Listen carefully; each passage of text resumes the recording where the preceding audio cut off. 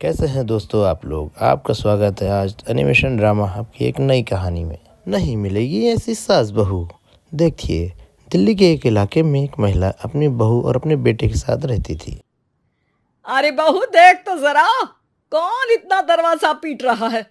अरे किसे क्या हो गया है, लगातार दरवाजा धड़ाधड़ पीटता जा रहा है। देखती हूँ मम्मी, पता नहीं सुबह सुबह कौन आ गया।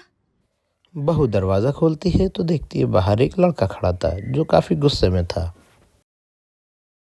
अरे मैडम, आपकी ऑनलाइन शॉपिंग ने परेशान कर रखा है। बार बार आप अपना सामान वापस लौटाती हैं। कभी एक बार में सामान आता ही नहीं। अरे कैसे बात कर रहे हो? मैं कंपनी को फोन करती हूँ। तुम्हें नहीं आना तो मत आओ, कोई और आ जाएगा। इसमें गुस्सा होने वाली कौन सी बात है? अरे बहू क्या हुआ, किससे बहस हो रही है? कुछ नहीं मम्मी, वो ऑनलाइन वाला लड़का आया है, उसी से बात कर रही हूँ। देखो भैया, ये सामान वापस नहीं लेना है तो मत लो, लेकिन हंगामा मत करो। अरे कोई बात नहीं, लाओ आप पैकेट। मेरा तो ये काम ही है, बस थोड़ा गुस्सा आ गया था। बहू अंदर जाती है और पैकेट लेके बाहर आती है। तब तक के वो लड़का जा चुका था। बहू को समझ में नहीं आया ये क्या हुआ। वो अंदर किचन में जाती है और अपने काम में लग जाती है। अरे बहू, तुम्हें ऑफिस नहीं जाना क्या? कितनी देर हो गई? किचन से आवाज आती है। जाना है, लेकिन इनका नाश्ता तो बना दूं। और उनकी चिंता मत करो, तुम अपना नाश्ता लेकर जाओ, मैं बना दूंगी नाश्ता। अरे तेरा ऑफिस भी तो जरूरी है ना, कितना काम करेगी। ठीक है मम्मी, जाती हूँ। रात का खाना साथ में खाएंगे। उसके बाद सास ने दरवाज़ा बंद कर लिया। शाम को डोरबेल बजी तो सास को लगा बहू ऑफिस से लौट आई। जब जाके दरवाज़ा खोलती है तो सामने एक पुलिस वाला होता है। राहुल, उसका बेटा, वो उससे पूछता है, माँ कौन है माँ? अरे पुलिस आई है बेटा, तुम्हारे बारे में पूछ रहे हैं। अच्छा, अभी आया माँ। आप ही राहुल है? हाँ जी, मैं ही राहुल हूँ। आपकी पत्नी का नाम विनीता है? हाँ जी, लेकिन आप ये सब क्यों पूछ रहे हैं? और कहाँ है मेरी वाइफ? देखिए, परेशान मत होइए, आपको मेरे साथ चलना होगा, मैं आपको रास्ते में पूरी बात बताता हूँ। हाँ? मैं आपके साथ थाने क्यों चलूं? कोई क्रिमिनल थोड़ी ना हूं मैं। अरे मैं आपको थाने नहीं ले जाने आया हूं, बल्कि आपको मेरे साथ अस्पताल चलना है।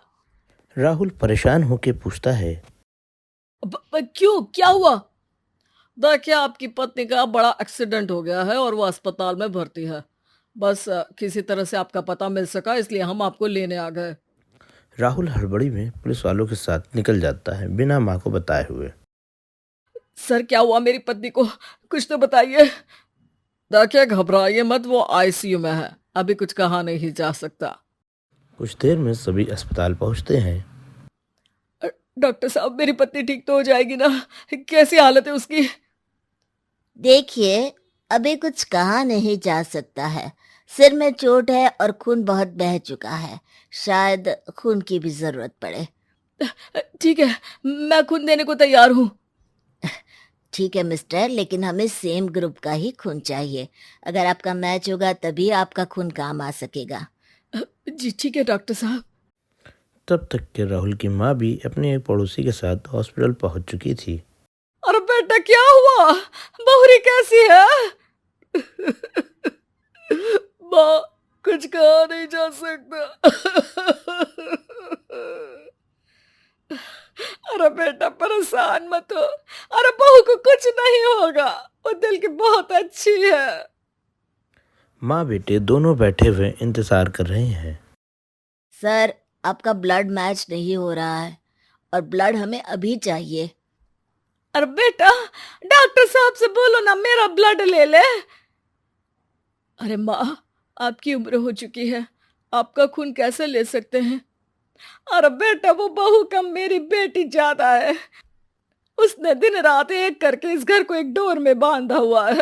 अगर वो डोर टूट गई ना तो मैं अपने खून का क्या करूंगी? ये सुनकर राहुल की आंख में भी आंसू आ जाते हैं। ठीक है डॉक्टर साहब, माँ का भी ब्लड टेस्ट कर लीजिए। अगर मैच हो गया तो ठीक है, नहीं तो किसी और को फोन करता हूँ। डॉक्टर ने तुरंत ब्लड सैंपल लेके जांच के लिए भेज दिया। कुछ देर बाद माँ जी का ब्लड ग्रुप मैच कर गया है पेशेंट से। माँ जी तैयार है ना? माँ, क्या सोच रही हो? अरे बेटा, यही कि बहू की जिंदगी के लिए अगर अपनी जिंदगी भी दांव पर लगानी पड़े तो कम है। वो दिन रात हमारे लिए लगी रहती है। हाँ माँ, वो तो है। डॉक्टर साहब, माँ रेडी है, आप ब्लड ले लीजिए। बहू की जान बच गई और वो घर वापस आ जाती है और उसी के साथ एक नई शुरुआत भी हो जाती है। अरे विनीता, नाश्ता तैयार हो गया? जी हाँ, और मम्मी का भी। पहले मम्मी खा ले, उसके बाद हम खाएंगे। अरे तुम माँ की चमची हो क्या?